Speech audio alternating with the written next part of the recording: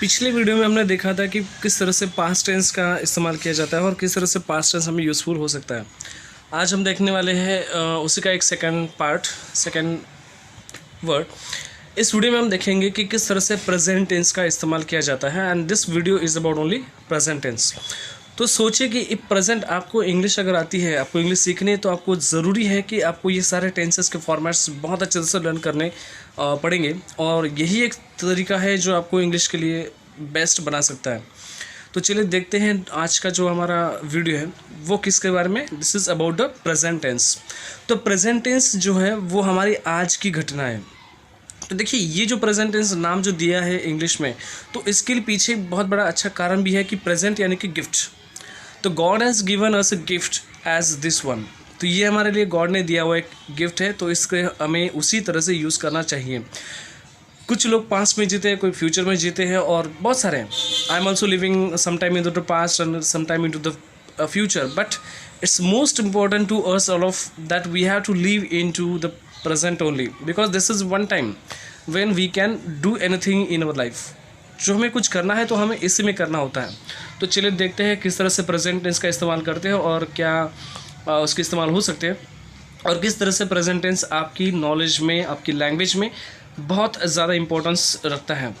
तो जो भी जॉब करने वाले हैं आईटी सेक्टर में या बाहर जॉब करने वाले, उनके लिए ये बहुत इंपॉर्टेंट चीज़ है बिकॉज उनको जो प्रेजेंटेशन देना होता है वो प्रेजेंटेशन तो पास्ट टेंस पे देंगे नहीं, तो प्रेजेंट टेंस पे, तो उनको सारी चीज़ें यहाँ पे लर्न करनी बहुत ज़रूरी है। तो देखते हैं ऑफिशियल लैंग्वेज में हम प्रेजेंट टेंस को किस तरह से मॉडिफाई कर सकते हैं, किस तरह से यूज़ कर सकते हैं। तो फर्स्ट कि what is the present tense. तो प्रेजेंट टेंस होता क्या है कि जो भी चीज़ें आज हमारे पास चल रही है, हमारे आजू बाजू में चल रही है, तो वो सारी चीज़ें हमारी प्रेजेंट टेंस में होती है। The present tense can be use when we talk about the present time which is in our hand today and present time, present day etcetera can be said into the present tense. जो आज हमारे हाथ में है और वही चीज़ें हम यहाँ प्रेजेंट टेंस में यूज़ करते हैं। तो चलिए देखते हैं, इस प्रेजेंट टेंस को हम डिवाइड करते हैं 4 पार्ट्स में। हम मतलब we divide it into the 4 parts. The first one is a simple present tense, second one is a present continuous tense, third one is present perfect continuous tense और fourth one is a present perfect tense. जिस तरह से हमने past tense को देखा था वैसे ही present tense का भी प्रेजेंट होता है। पास्ट टेंस में सिर्फ कुछ बातें बदलती, क्योंकि 4 टाइप तो अलग अलग होंगे नहीं, चारों टाइप उनमें आते हैं। प्रेजेंट, पास्ट और फ्यूचर, उनमें 4 ही टाइप से और सेम टाइप से, सिर्फ थोड़े चेंजेस होते हैं। वहाँ सब्जेक्ट बदलता नहीं है, ऑब्जेक्ट नहीं बदलता है, ठीक है, वो वैसे के वैसे रहते हैं। वर्ब भी वैसे ही रहता है, सिर्फ बदलता है तो हेल्पिंग वर्ब्स इसकी ही एक चीज़ होती है जो उसको चेंज करवाती है। तो चलिए देखते हैं प्रेजेंट टेंस में क्या होता है। इन प्रेजेंट टेंस जो पहला जो हमारा है सिंपल प्रेजेंट टेंस, तो उसका फॉर्मेट जो है वो है subject plus V1 plus object. अब हमने जिस तरह से देखा था पास्ट टेंस में, तो उसमें V2 का इस्तेमाल होता था, लेकिन प्रेजेंट टेंस में V1 का इस्तेमाल होता है और वही एक चीज़ है जो पास्ट को प्रेजेंट से अलग करती है और प्रेजेंट को पास्ट से अलग करती है। तो ठीक है, V1 जो है वो पहला फॉर्म है, V2 है, V3 है और V4 है। ऐसे 4 फॉर्म वर्ब के आते हैं, ठीक है। तो पहला जो V1 है वो प्रेजेंट में यूज़ होता है, V2 जो है वो पास्ट में यूज़ होता है, V3 जो है वो परफेक्शन में यूज़ होता है, परफेक्ट टेंसेस में, तीनों में यूज़ होता है, और जो V4 है वो कंटिन्यूएशन में काम में आता है और कंटिन्यूस टेंस में यूज़ होता है, ठीक है। तो चलिए देखते हैं उसको किस तरह से यूज़ किया जाएगा। Can be use for the daily incident in happen regularly in our life. आज की घटना में जो जो हो रहे हैं वो सारी चीज़ें इसमें आती हैं। उसका सिंपल एग्जांपल हम इस तरह से लेंगे कि हाँ, एक इम्पॉर्टेंट चीज़ यहाँ पे हमें ध्यान में देनी कि सिंपल प्रेजेंट टेंस में अगर सब्जेक्ट ही, शी, ईट होता है तो यहाँ तो हेल्पिंग वर्ब है नहीं। तो हेल्पिंग वर्ब्स नहीं होने की वजह से क्या होता है कि ही, शी, इट अगर होते हैं तो वर्ब को एस और ई एस जॉइन होता है। किस तरह से वो नीचे देखेगा। तो ये नोट हम ध्यान में रखेंगे कि उसको ई एस लगाना पड़ता है वर्ब को, एज ए प्रीफिक्स सफिक्स लगाना पड़ता है। I know that very well about him. तो यहाँ पे क्या है, नो इज़ अ V1, तो V1 ही है, आई सब्जेक्ट है और that very well about him ये पूरा का पूरा ऑब्जेक्ट है। तो उसमें डायरेक्ट ऑब्जेक्ट भी आ गया और इनडायरेक्ट ऑब्जेक्ट भी, दोनों ऑब्जेक्ट उसमें आ गए। Second example can be more explain to you. He tells me the truth, she cuts my notes in a class. तो ही टेल्स, ही और शी दोनों मैंने यूज़ किए हैं। तो यहाँ पे टेल्स को भी एस लगा हुआ है, कट्स को भी एस लगा हुआ है, तो एस और एस ऐसे दोनों लगते हैं। अब ई कब लगता है तो आपको वर्ब में जाना पड़ेगा, वर्ब का वीडियो देखना पड़ेगा आपको, वहाँ वी ई और कब लगाते हैं, एस कब लगाते हैं वो समझ में आ जाएगा। ठीक है, third example is given there, you play cricket beautifully, I sing old songs many times. Fifth song is there. They can call him Chanakya of college. तो उसे कॉलेज का चाणक्य बुलाते हैं। I sing old songs, मैं पुराने गाने गाता हूँ। I play cricket beautifully, you play cricket beautifully, आप क्रिकेट अच्छे खेलते हो। तो ये सारी चीज़ें जो बताती है, मैं प्रेजेंट अगर मैं हिंदी में उसका ट्रांसलेट करता हूँ तो वो सारी चीज़ें यही बताती है कि चीज़ जो है वो घटना जो है वो हो रही है और होती है, ये प्रेजेंट टेंस बताता है। ठीक है, सिंपल चीज़ें हैं, वो रेगुलरली चीज़ हुई है। सेकंड वन जो हम पार्ट देखेंगे उसमें प्रेजेंट कंटिन्यूस टेंस। तो प्रेजेंट कंटिन्यूस टेंस का यही सिंपल मतलब है कि प्रेजेंट कंटिन्यूस, प्रेजेंट पे कोई घटना कंटिन्यू चल रही है, उसका टाइम, टेंस का यहाँ मतलब होता है टाइम।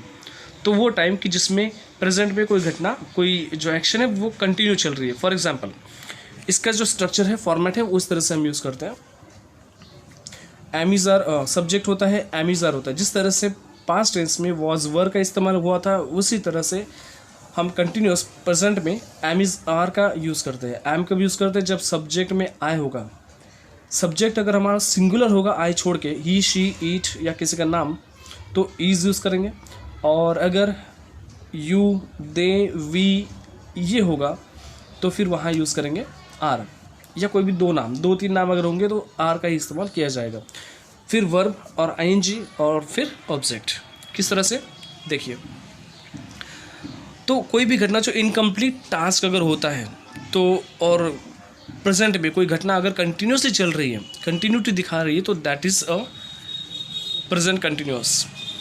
तो किस तरह से होगा, I am knowing that very well about him, I am. अब यहाँ देखिए आई के बाद एम आ गया, तो knowing is a continuation, I am knowing that very well about him. तो एक ही सेंटेंस है और मैंने चेंजेस नहीं किए, सेंटेंस वही रखे हैं। शायद वो एक ध्यान में आ जाए कि किस तरह से चेंजेस हुए हैं, तो आपको समझ में आ जाएगा। पहले सेंटेंस में कुछ अलग था, दूसरे में कुछ अलग है, तीसरे में क्या है कि बाकी कुछ नहीं बदलता। ये मैंने आपको दिखाने के लिए बता रहा हूँ कि बाकी कुछ चेंज नहीं होता है। सिर्फ चेंज क्या हुआ, हेल्पिंग वर्ब और वर्ब, ये दो ही चीज़ें होती है जो हमें बदलाती हैं। तो टेंस को सीखने के लिए आपके पास सिर्फ इंपॉर्टेंट ये है कि वर्ब और हेल्पिंग वर्ब, ये दो चीज़ें अगर आपको आती है, आपको समझ में आती है, तो 100% सारे टेंस आपके लिए खुले हो गए। ठीक है, पास्ट और प्रेजेंट कंटिन्यूअस में एक ही फ़र्क है कि एमिज़ार और वाज वर, ये चेंज है, बाकी जैसा है वैसा ही है। दूसरा sentence, he is telling me the truth.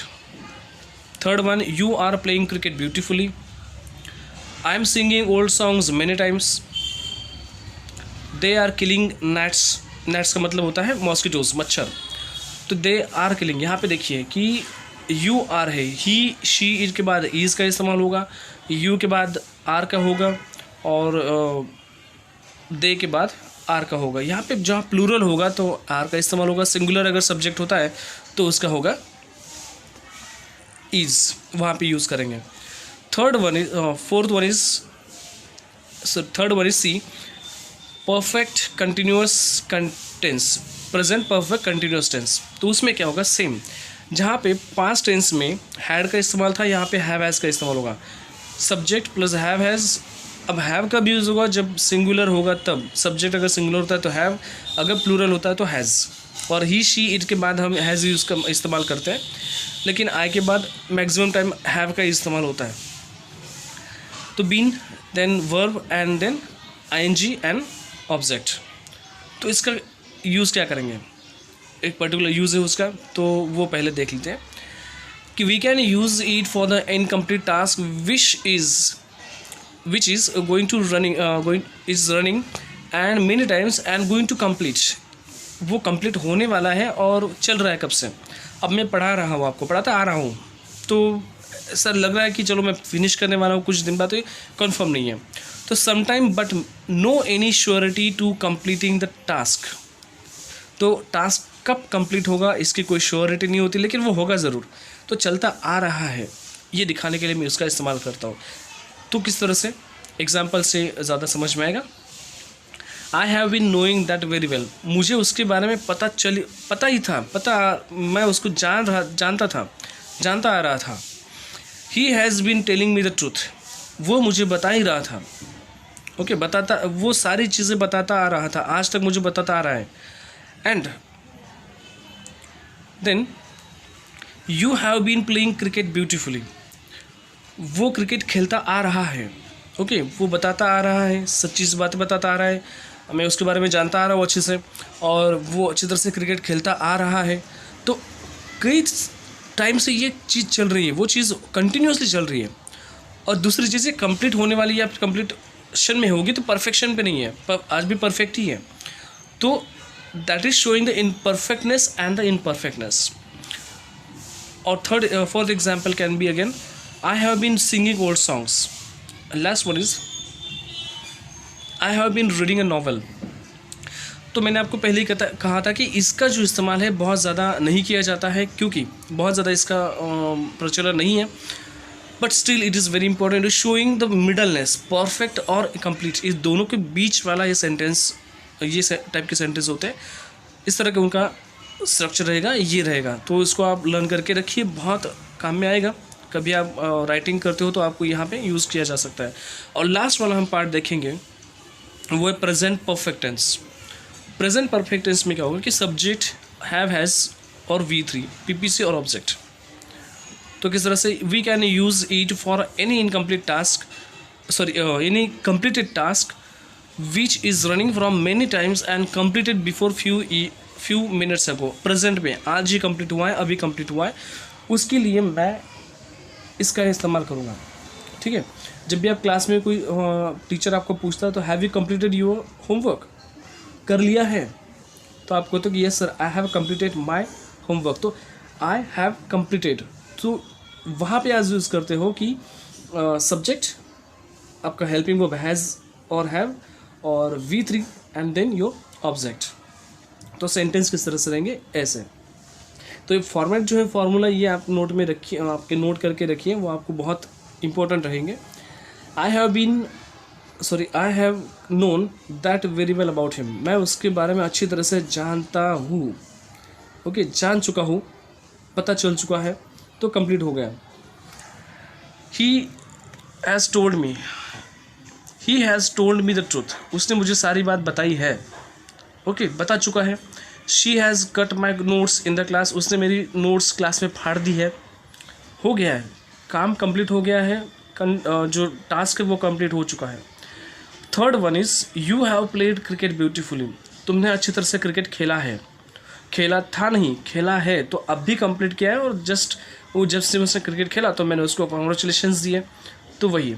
और लास्ट वन, आई हैव संग ओल्ड सॉन्ग्स मेनी टाइम्स, मैं पुराने गाने गाता